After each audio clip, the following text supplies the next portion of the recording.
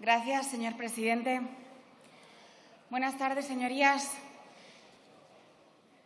Casi 4 millones de españoles nos han puesto en esta Cámara para frenar absolutamente todas las tropelías que lleva a cabo el Gobierno que estamos sufriendo. En todos los ámbitos. Tanto en el ámbito que nos va a ocupar en el debate de ahora, como en el ámbito del ataque a las instituciones tan grave que estamos viviendo en los últimos días. Y les aseguro que no vamos a parar hasta devolverle la voz a los españoles, que es a quienes les pertenece.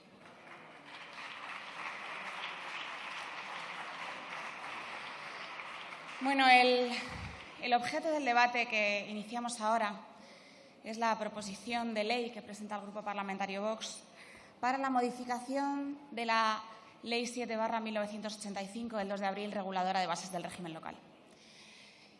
Esta iniciativa es crucial para abordar uno de los problemas más importantes que está sufriendo nuestro país en los últimos años, que es de sobra conocido por ustedes y de sobra negado por ustedes recurrentemente, que es el problema de la inmigración masiva.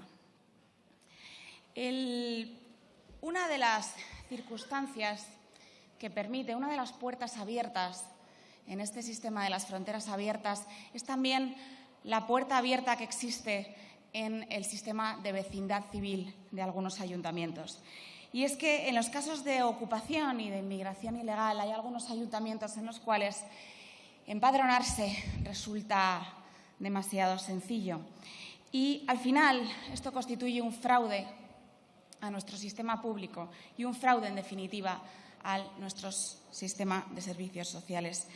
Señorías, en este debate me gustaría que abordáramos un tema que está muchas veces en sus bocas y que, sin embargo, parece que la mayoría de ustedes carecen del sentido básico o de los elementos básicos, de la noción más elemental de lo que constituye la justicia social. Señorías, la justicia social no es acabar con el hambre en el mundo, porque es imposible. La justicia social no es acabar con el hambre en el mundo con unos presupuestos generales del Estado, los presupuestos generales del Estado de España, porque es imposible. Y decir lo contrario no es otra cosa que mentirle a los españoles, es un acto de hipocresía. Señorías, la justicia social no es traer a 7 millones de africanos sin recursos a nuestro país, porque lo diga un ministerio, porque lo diga una serie de poderes económicos que ante el declive demográfico de Europa necesitamos mano de obra esclava y masiva para cubrir los empleos precarios. Señorías, justicia social no sería esto, porque es de sentido común que, aunque sea común, lamentablemente es el sentido menos habitual en esta Cámara. Es de sentido común que si los próximos años traemos a 7 millones de africanos sin recursos a nuestro país, no estaríamos disminuyendo la pobreza, sino que la aumentamos exactamente en 7 millones de personas.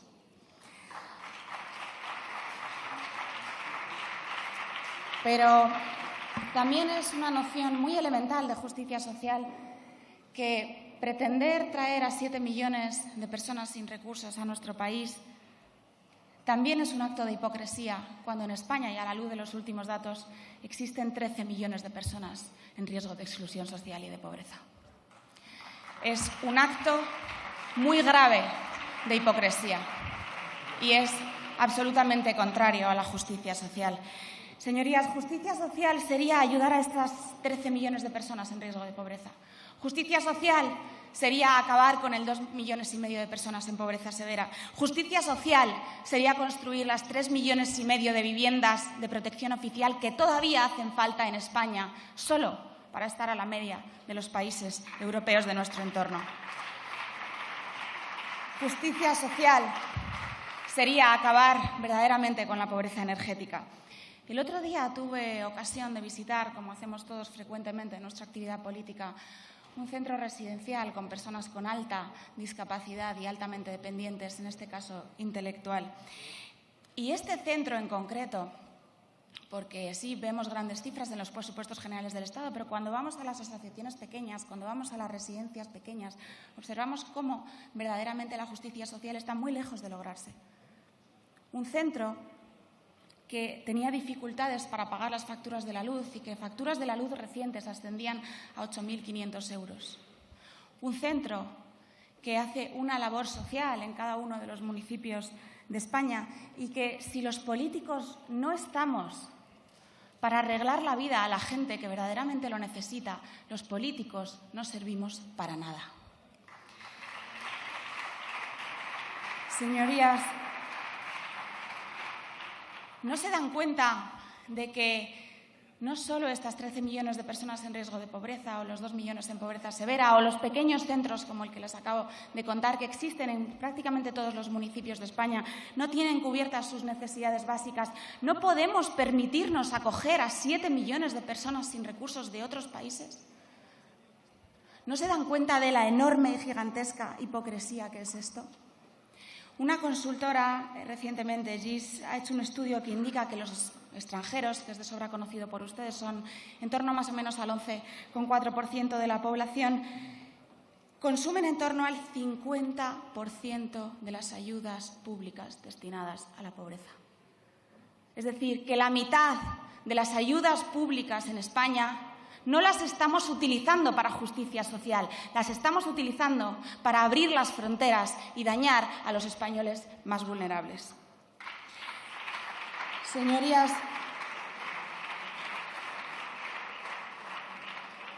el padrón, lamentablemente, es la herramienta utilizada para el acceso a las ayudas públicas de manera fraudulenta.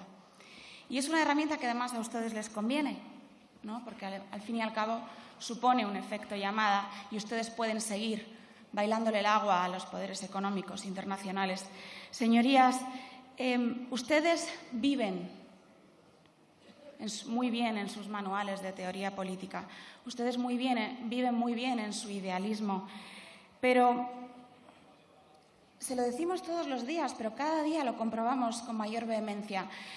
Viven alejados de lo que sienten y sufren los españoles en sus barrios.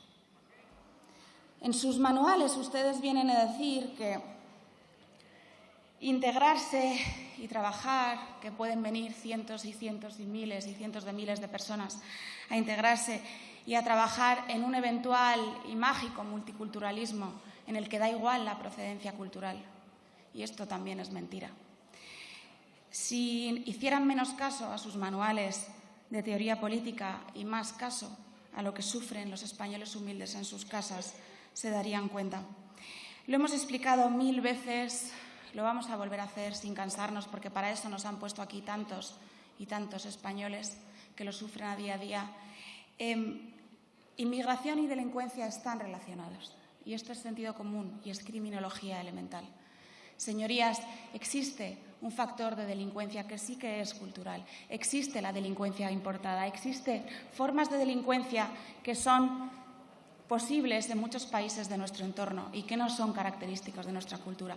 Pero también existe un aumento de la delincuencia común, que también es una noción elemental de criminología, porque es normal que aumente la delincuencia común cuando traemos masivamente personas de lugares en que hay formas de delincuencia común, como puedan ser las violaciones, que se dan 80 veces más que en nuestras sociedades autóctonas. Es criminología elemental y es sentido común, y lo diremos en todas y cada una de las ocasiones que podamos. Sin embargo, hoy me gustaría detenerme en una de las grandes perdedoras del debate de la inmigración masiva, las mujeres. Hay una gran diferencia entre la civilización europea con otras culturas contrarias, y es que para la civilización cristiana la mujer siempre ha sido el alma de Europa. Sin embargo, para otras culturas la mujer es la esclava del hombre. Y ustedes están importando masivamente personas de estas culturas. Si ustedes importan masivamente personas de Nigeria, de Malaui, de Suazilandia, de Zimbabue, de Camerún, de todos estos países, van a ver en nuestras calles costumbres de estos países. En España ya podemos ver la mutilación genital femenina. Según un estudio de la Universidad Autónoma de Barcelona, con arreglo a datos del Instituto Nacional de Estadística, en España hay 3.652 niñas en riesgo de sufrir mutilación genital femenina. Gracias a sus políticas de fronteras abiertas, en España también estamos viendo niñas en riesgo de matrimonios forzosos. Hay otras culturas que tienen también figuras institucionales como la poligamia, que también son tremendamente injustas con las mujeres. Crímenes de honor, todos hemos visto vídeos de lapidaciones absolutamente brutales en Nigeria. Y esta es una cultura que no debemos respetar, que debemos combatir, porque está en nuestros orígenes y está en nuestra naturaleza. Combatir una barbaridad como pueda ser una lapidación o un matrimonio forzoso. Ustedes también dicen muchas veces que son, ¿cómo eran las nietas de las brujas que no pudimos quemar o algo así dicen, ¿no? Bueno, hay países en los que verdaderamente se sigue quemando a mujeres por prácticas de brujería. Ustedes están importando masivamente gente de esos países aquí. En sus manuales de teoría política también dicen que la ocupación es un problema de los poderosos, de los bancos y de los fondos de inversión, ¿no? Y, sin embargo, un gran volumen de ocupación lo que obedecen a otra realidad muy diferente. La ocupación está en manos de mafias que se aprovechan del sufrimiento humano, que se aprovechan de la pobreza y que comercian con la gente que no tiene un techo, que no tiene un refugio. Ustedes, señorías, le bailan el agua a esas mafias que convierten edificios en supermercados de droga y prostitución, que destrozan barrios donde antes, mejor o peor, por lo menos se podía vivir. Señorías, vivir en un barrio seguro no debería ser un privilegio para ricos. Ustedes lo han convertido en eso. Lo han convertido en un lujo al alcance de muy pocos. Y si algún día cierran sus manuales de política, señor presidente, por favor, su tiempo ya ha terminado. Si algún día cierran sus manuales de política y dejan de hacerle el trabajo sucio a las mafias y a los poderosos y salen a la calle, verán que tenemos razón. Muchísimas gracias. Gracias.